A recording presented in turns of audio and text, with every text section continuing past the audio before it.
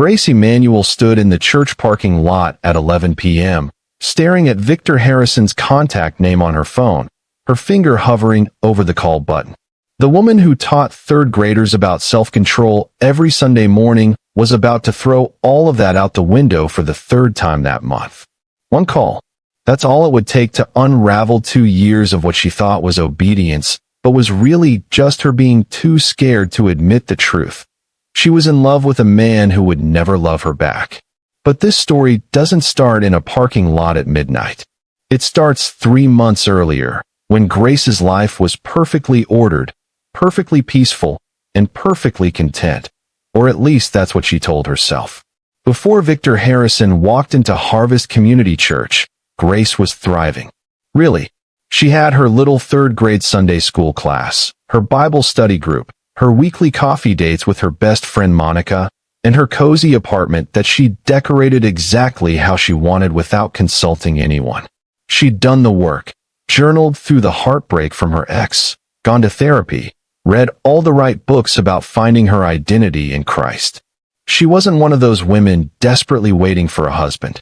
She was genuinely content. Well, mostly content.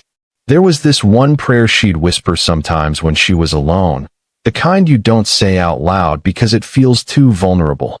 God, if you have someone for me, let me recognize him not by butterflies, but by peace. She wanted the real thing, not just the feelings. She thought she was so mature. Turns out, she was just setting herself up. The Sunday, everything changed started like any other. Grace was in her classroom setting up the craft stations, Noah's Ark, because 8-year-olds never get tired of animal stories, when Monica burst through the door. "Girl, have you seen the new youth minister?" Grace looked up from her pile of construction paper giraffes. Pastor Mike mentioned they hired someone. What? Monica fanned herself dramatically. Because he's fine, that's why. And he just gave his testimony, and half the women in the sanctuary are about to catch the Holy Ghost for all the wrong reasons.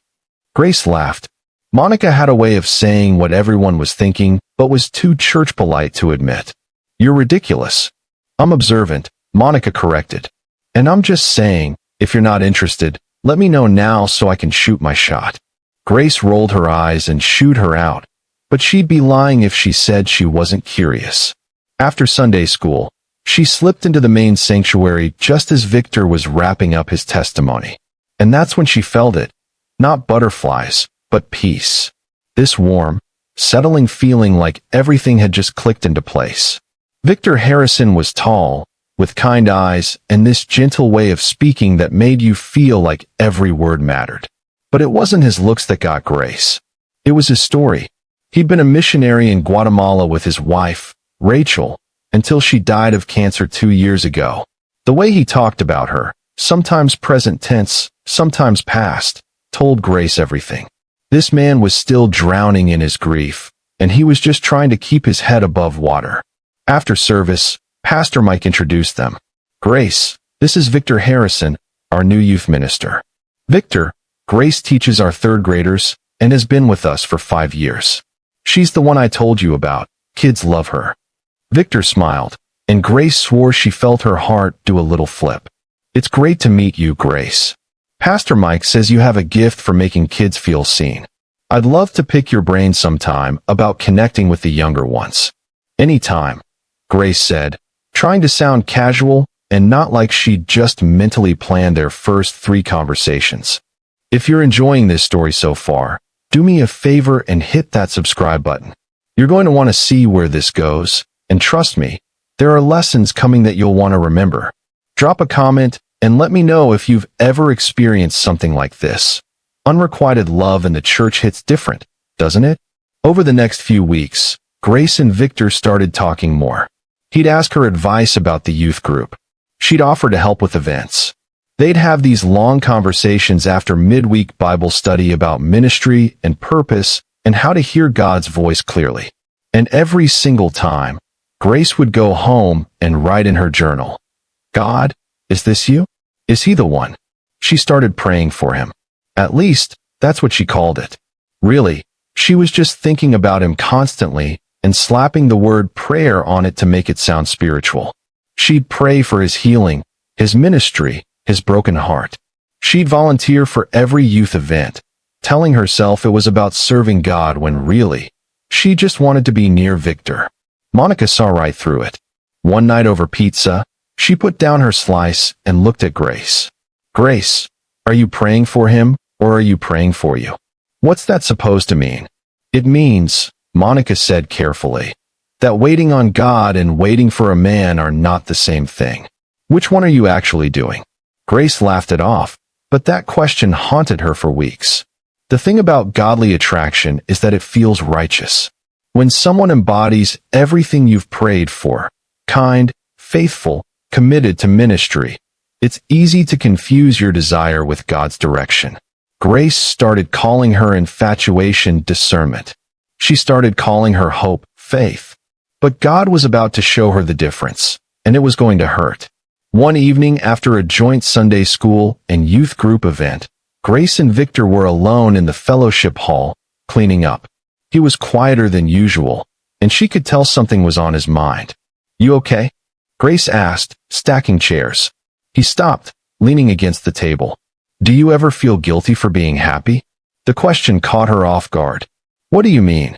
I laughed really hard today during the water balloon fight, he said, his voice cracking slightly. And for a second, I forgot. I forgot that Rachel isn't here.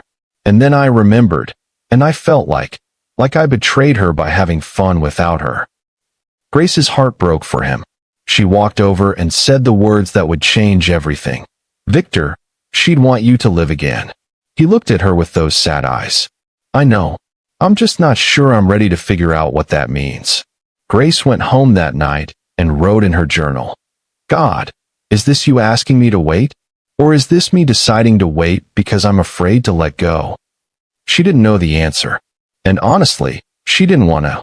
She entered what she called her season of waiting. She told Monica she was being obedient by not pursuing Victor, but Monica wasn't buying it. Grace, you're not waiting on God. You're waiting for him to notice you. There's a difference. Monica was right, but Grace wasn't ready to admit it. Meanwhile, she and Victor kept getting closer. He started sitting with her during service. They had coffee after Bible study. He asked her to pray about the youth group's direction. To everyone watching, they probably looked like they were heading somewhere. But Grace noticed things. He still wore his wedding ring. He talked about Rachel like she'd just stepped out of the room. He mentioned anniversaries in the future tense. Rachel and I would have been married 7 years next month. And every time, Grace would feel this little knot in her stomach that she'd ignore because acknowledging it meant admitting the truth. He wasn't healing toward her. He was just healing. And she'd been treating his journey like it was her destination. The breaking point came on a random Tuesday. Grace was in the church office picking up supplies when she overheard Victor talking to Pastor Mike. I don't know if I'm capable of loving someone the way I loved Rachel, he said. What if I never feel that again? What if I try, and it's just different? Grace left before they saw her, her hands shaking.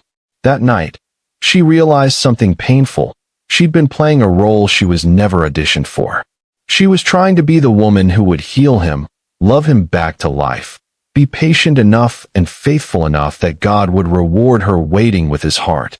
But God wasn't calling her to be Victor's savior. He already had one, and it wasn't her. So Grace decided to step back. Sort of. She stopped initiating texts, but she'd respond immediately when he reached out.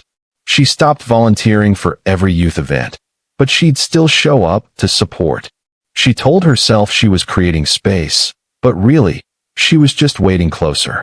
It's like trying to quit chocolate by only eating it when someone offers it to you. You're not really quitting. You're just outsourcing the decision. We're about halfway through, and if this is hitting home for you, leave a like on this video. And seriously, comment below and tell me your story. Sometimes just typing it out helps you process what God is trying to show you. One night, the youth group hosted a bonfire. Grace wasn't planning to go, but Monica convinced her, probably because she was tired of Grace moping around her apartment. Victor seemed surprised but happy to see her. They roasted marshmallows, sang worship songs, and for a few hours, Grace let herself pretend that this was her life, that she belonged next to him, that this feeling of rightness meant something. After everyone left, Victor asked Grace to stay and help close up. They walked around the property, making sure all the fire pits were out, the kind of comfortable silence that feels intimate even when it isn't. "Grace," he said suddenly, "I want you to know that you've become one of my closest friends here. I don't know what I'd do without you." Friends. The word hit Grace like a stone to the chest. She smiled. She actually smiled, and said something kind about how much his friendship meant to her too. Then she went home and broke. She ugly cried. The kind where you can't breathe and your face gets all blotchy, and you thank God you live alone because nobody should witness this level of falling apart. That's the thing about unrequited love in the church. It's sanitized by spirituality. Nobody calls it what it is. We wrap it in churchy language, discernment, God's timing, spiritual friendship. But that night, Grace had to call it what it was. She was in love with someone who would never love her back, and she'd been using God as an excuse to stay. She wrote a prayer she never showed anyone. "God, I don't want to let him go. I know I should, but I don't want to. Does that make me disobedient? Or does it just make me human?" For weeks, Grace wrestled with that question. And then came the night that broke her completely. She was at Target, because where else do you process your feelings at 9 p.m. on a Thursday, when Monica called. "Grace, I need to tell you something, and I need you to not be at Target when I do." "I'm already here. Just tell me." Monica sighed. Victor was having coffee with a woman today. Someone from his grief support group. People are talking. Grace's cart full of unnecessary throw pillows suddenly felt very heavy. "Okay. That's it. Just okay. What do you want me to say, Monica? We're not together. We were never together. He can have coffee with whoever he wants." But after she hung up, Grace sat in her car in the Target parking lot and realized something that crushed her. The church didn't see her as his person. They never did. She was Grace, the sweet Sunday school teacher who was always around. Anna was the woman who understood his pain in ways Grace never could. That night, Grace almost called him. She sat in the church parking lot. Yeah, the same one from the beginning, with his name pulled up on her phone. She wanted to tell him everything. She wanted to ask if he'd ever felt it, if it was ever going to be her, if she'd wasted 2 years of her life loving someone who saw her as just a friend. But before she pressed call, she heard it. Not audibly, but clearly, like someone had whispered it directly into her spirit. "Do you trust me with this?" Not, "Do you trust my timing?" Not, "Do you trust my plan?" Just, "Do you trust me?" And for the first time in 2 years, Grace answered honestly, "I don't know." She deleted the unsent message. She didn't block Victor. She didn't make some dramatic exit. She just surrendered. Or at least, she tried to. If you're still watching, we're in the home stretch, and this is where everything shifts. Hit that like button and make sure you're subscribed, because the ending of this story isn't what you think. Over the next 6 months, Grace did something she should have done from the beginning. She grieved. She let herself be sad. She stopped going to events where Victor would be, not to avoid him, but because she needed to stop organizing her life around proximity to him. She rediscovered her love for painting. She took a pottery class. She had coffee with Monica where they talked about literally anything except Victor Harrison. And then one Sunday, the announcement came. Pastor Mike stood at the front of the church with this big smile. "We have some exciting news to share. Victor Harrison and Anna Chun are engaged." The sanctuary erupted in applause. Grace felt it like a punch to the gut, but underneath the ache was something unexpected, relief. Monica grabbed her hand. "You okay?" Grace nodded, and she meant it. "Yeah, I actually am." After service, Victor approached her. Anna was with him, glowing in that way engaged people do. "Grace, I wanted you to hear it from me," he said. "Anna and I, we've been quietly seeing each other for a few months." "I'm happy for you," Grace said, and to her surprise, she meant it. Anna smiled at her. "Victor talks about you all the time. He says you helped him believe he could feel joy again." And that's when Grace saw it, really saw it. They fit. Not because Anna was better than her, but because Anna had walked a road Grace had never walked. Anna had lost a spouse too. She understood Victor's grief in a language Grace would have spent a lifetime learning. God didn't say no to protect Grace from Victor. He said no to protect her from a life spent trying to be enough for someone who needed something she couldn't give. But the story doesn't end there. Because 3 months later, Grace met Marcus. He was a friend of Monica's husband, visiting from out of town. They talked for hours at a dinner party about everything and nothing. He asked for her number. He texted first. He asked her on actual dates with actual plans. He was clear about his intentions, steady in his pursuit. And for the first time in years, Grace wasn't looking for signs or fleeces or divine confirmations. She was just present. But here's the problem. Grace was sabotaging it. She'd pick fights over nothing. She'd find flaws that didn't matter. She kept waiting for Marcus to hurt her, or turn into someone else, or reveal that she wasn't actually worth choosing. One night, Marcus gently confronted her. "Grace, I feel like you're waiting for me to hurt you. Or maybe you're waiting for me to be someone else." And that's when it hit her.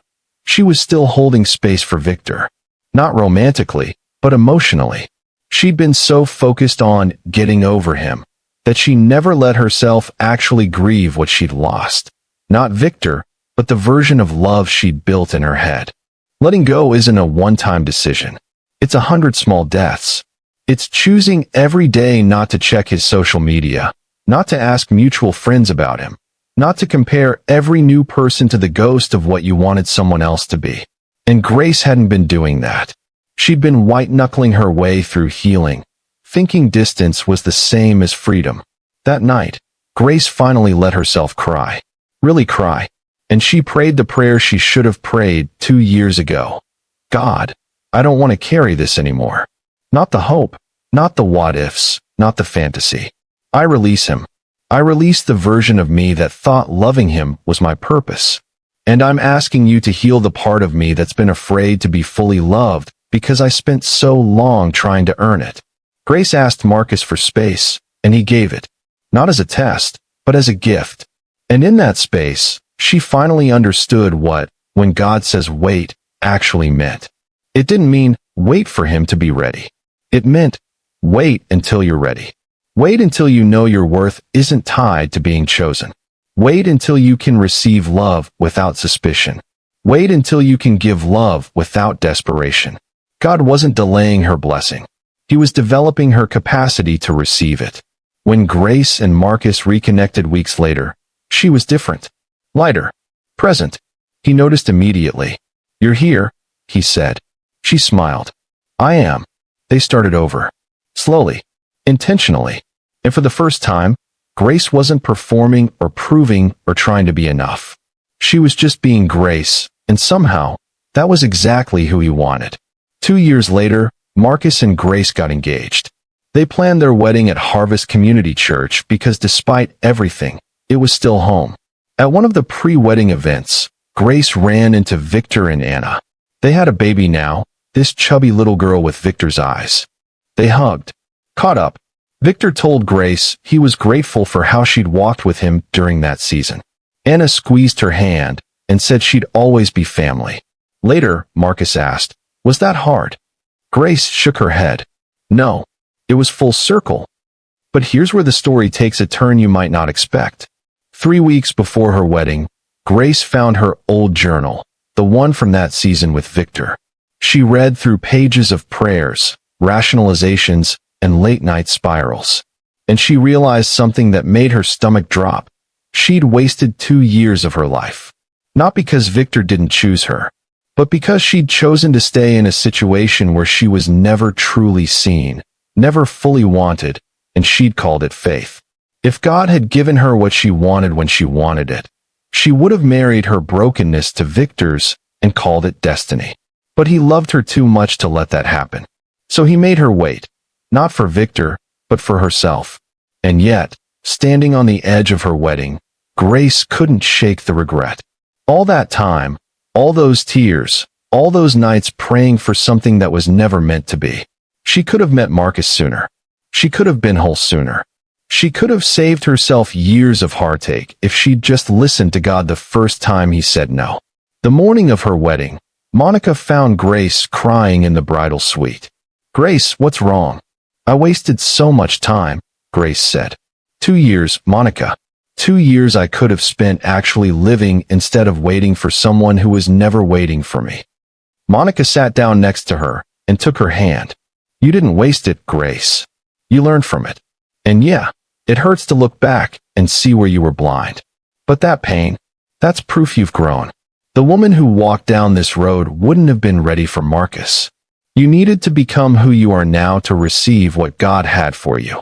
Grace wanted to believe her. She did.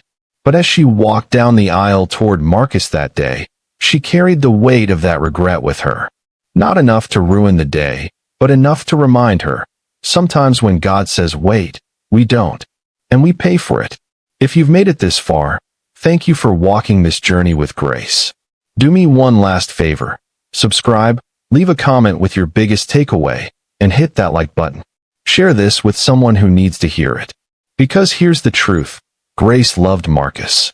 She was grateful for their life together. But she'd always carry the ghost of those wasted years. The years she spent chasing someone else's healing instead of pursuing her own. That's the cost of not listening when God says wait. You eventually get where you're supposed to be, but you arrive exhausted, carrying baggage you didn't have to pack. So if you're in your parking lot moment right now, phone in hand, ready to call someone who will never call you back, put the phone down. Trust God. The blessing is worth the wait, but only if you're actually waiting on God and not just waiting on someone to choose you. And if you've already made the call, already wasted the years, already learned this lesson the hard way, it's okay. God's grace is big enough to cover even our most stubborn mistakes. But the regret? That's yours to carry. Learn from it. Grow from it. And whatever you do, don't make the same mistake twice. When God says wait, He means it. And He always knows what He's doing, even when we don't.